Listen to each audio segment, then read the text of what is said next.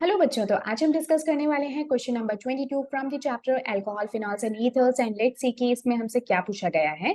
So give reason for the higher point. यहाँ पे actually इन्होंने थोड़ा सा मिस कर दिया। So this is boiling point of ethanol in comparison to methoxymethane. ठीक है, तो हमें क्या करना है, हमें बॉइलिंग पॉइंट को कंपेयर करना है किस किस के। एक तो है इथेनॉल और उसको कंपेयर करना है मेथॉक्सीमीथेन के साथ में। ठीक है, तो यहाँ पे एक बॉइलिंग वर्ड जो है वो थोड़ा सा मिस हो गया था, तो प्लीज आप लोग इसको एक बार ऐड कर लेना। हालांकि इस बुक के अंदर मैंने कभी भी किसी भी तरह का कोई मिसप्रिंट या कोई भी गलती मिस्टेक मैंने कभी भी नहीं देखी है। ये पहली बार है कि मैं कोई देख रही हूँ कि यहाँ पे कोई पॉइंट इन्होंने मिस कर दिया हो या कोई वर्ड यहाँ पे मिस कर दिया हो, but this is a minor thing, right. तो इजीली इस क्वेश्चन को आप चाहे तो एनसीईआरटी से भी देख सकते हैं, एंड इसीलिए मैं आपको हमेशा ये बुक रेकमेंड करती हूँ। सो this is nothing but your Arihant publication. मैं आपको पहले भी कई बार बता चुकी हूँ, ये अरिहंत पब्लिकेशन की एनसीईआरटी एक्सरसाइज सॉल्यूशंस की बुक है।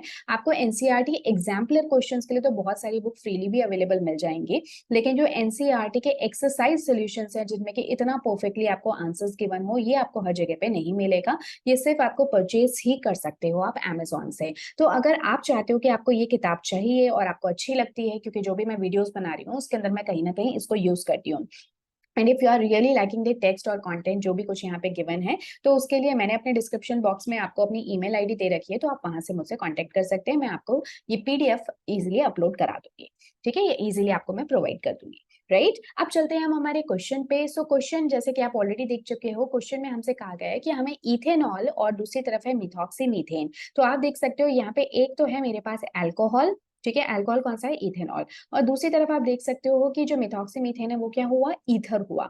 तो हमें अल्कोहल और ईथर के दोनों के बॉइलिंग पॉइंट्स को आपस में कंपेयर करना है।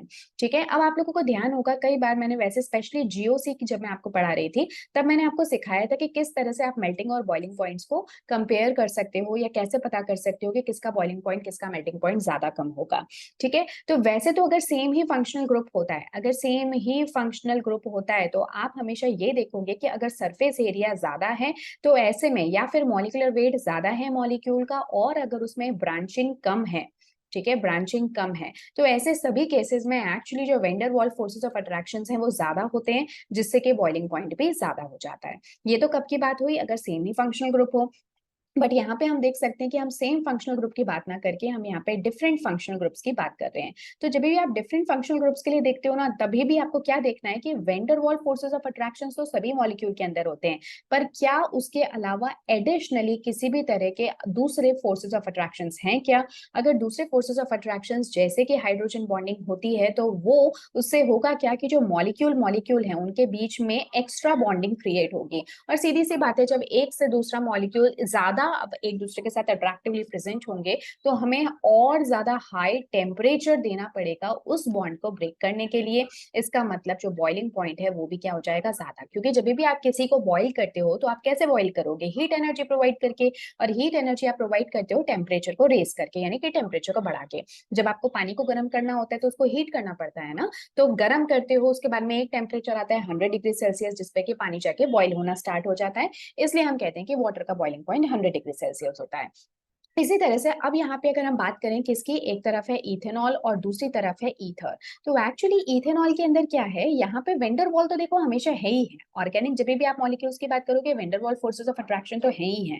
बट एक्चुअली क्या होता है, vendor wall forces of attraction के अलावा यहाँ पे हाइड्रोजन बॉन्डिंग भी प्रेजेंट है, जो कि और ज्यादा क्लियरली अगर आप अच्छे से देखना चाहो तो यहाँ पे एक डायग्राम आपको शो कर रखा है, आप इसको एक बार देख सकते हो। ठीक है, तो ये है एक इथेनॉल का मॉलिक्यूल, ये एक इथेनॉल का मॉलिक्यूल है जिसका कि O और H यानी कि ऑक्सीजन और हाइड्रोजन है। अब देखो जो ऑक्सीजन है ना यहाँ पे, वो कैसा है, काफी ज्यादा इलेक्ट्रोनेगेटिव, और उसके बिल्कुल पड़ोस में है हाइड्रोजन जो कि काफी ज्यादा क्या हो गया, इलेक्ट्रोपॉजिटिव। ठीक है, क्योंकि ये दोनों के दोनों, और एक पोलर यहाँ पे मॉलिक्यूल जो है वो फॉर्म हो जाता है। तो हाइड्रोजन बीइंग मोर इलेक्ट्रोपॉजिटिव हमेशा इस कोशिश में रहेगा कि कोई ना कोई उसको एक्स्ट्रा बॉन्डिंग मिल जाए, ताकि वो इस हाइड्रोजन के ऊपर जो पॉजिटिव चार्ज है उसको स्टेबलाइज कर सके।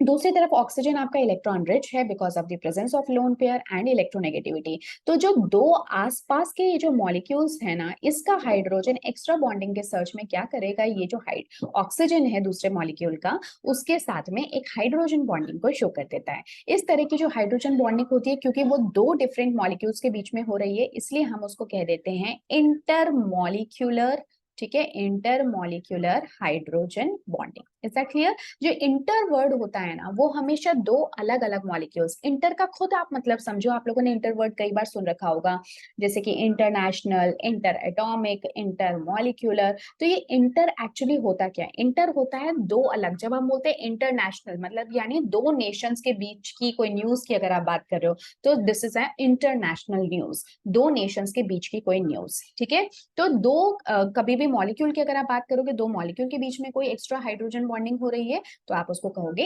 इंटर मॉलिक्यूल, ना कि इंट्रा मॉलिक्यूलर। ठीक है, दोनों में फर्क है। इंट्रा के अंदर एक ही मॉलिक्यूल के अंदर हाइड्रोजन बॉन्डिंग बनती है।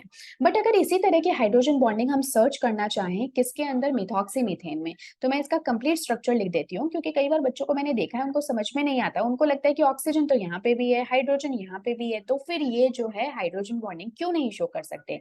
देखो, माना कि ऑक्सीजन जो है ये तो इलेक्ट्रोनेगेटिव है, पर इसको हाइड्रोजन बॉन्डिंग बनाने के लिए एक हाइड्रोजन की जरूरत है जो कि इलेक्ट्रो पॉजिटिव हो। लेकिन यहाँ पे ऑक्सीजन के साथ जुड़ा है कार्बन, और कार्बन के साथ जुड़ा हुआ है हाइड्रोजन। और आप सबको पता होगा कि जो इलेक्ट्रोनेगेटिविटीज होती हैं वो कार्बन और हाइड्रोजन के ऑलमोस्ट बराबर होती है। तो इसका मतलब हम ये नहीं कहेंगे कि कार्बन और हाइड्रोजन का बॉन्ड पोलर है। एक्चुअली ये जो कार्बन हाइड्रोजन बॉन्ड है ये नॉन पोलर होता है। ठीक है, क्योंकि इलेक्ट्रोनेगेटिविटी डिफरेंसेस हैं ही नहीं, ऑलमोस्ट कैसे हैं, जीरो। डेल्टा ई एन अगर मैं लिखूं कार्बन हाइड्रोजन के बीच का, वो कैसा है, ऑलमोस्ट इक्वल टू जीरो। तो इस वजह से ये हाइड्रोजन आपका इलेक्ट्रो पॉजिटिव अगर मैं लिखती हूँ, so that would be wrong, ये इलेक्ट्रो पॉजिटिव नहीं है। तो ऑक्सीजन तो हालांकि इलेक्ट्रोनेगेटिव है, पर उसको हाइड्रोजन बॉन्डिंग करने के लिए जो हाइड्रोजन इलेक्ट्रो पॉजिटिव चाहिए था, वो उसको यहाँ पे मॉलिक्यूल्स में कहीं मिल ही नहीं रहा।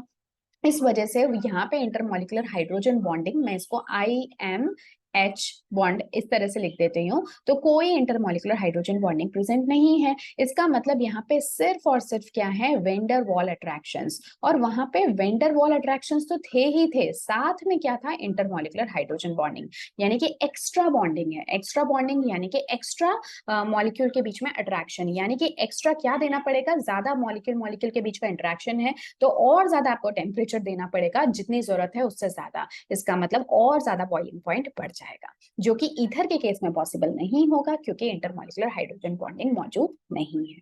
सो आई गेस कि आप लोगों को बहुत इजीली अच्छे तरीके से समझ में आ गया होगा that why ethanol has a higher boiling point than that of methoxy methane. ठीक है, so this was all about this question. अब हम मिलेंगे नेक्स्ट क्लास में, क्वेश्चन नंबर 23 को डिस्कस करेंगे इसी तरह से डिटेल में। So till then take care, thank you so much, goodbye. और अगर अभी तक आपने चैनल को सब्सक्राइब नहीं किया है तो कर लीजिए। ठीक है, और मैं पूरी जिम्मेदारी के साथ कह रही हूँ कि यहाँ पे जितने भी क्वेश्चंस डिस्कस किए जाते हैं वो बहुत ही डिटेल में, मतलब इस लेवल पे आपके साथ डिस्कस किए जाते हैं कि अगर आप उस कॉन्सेप्ट के बारे में नहीं भी जानते हैं, तो क्वेश्चन करते करते आपको कॉन्सेप्ट, उसके पीछे की थ्योरी सब कुछ समझ में आ जाएगा, और साथ में क्वेश्चन आपका सॉल्व हो जाएगा। That is a extra point. ठीक है, चलिए, इसी मैसेज के साथ में और इसी होप के साथ में कि आप चैनल को सब्सक्राइब भी करेंगे, शेयर भी करेंगे, कमेंट भी करेंगे, अपने डाउट्स भी पूछेंगे, सब कुछ बहुत एक्टिवली इन्वॉल्व होंगे इस फैमिली के साथ में। I will see you in the another class. Till then take care, goodbye, thank you.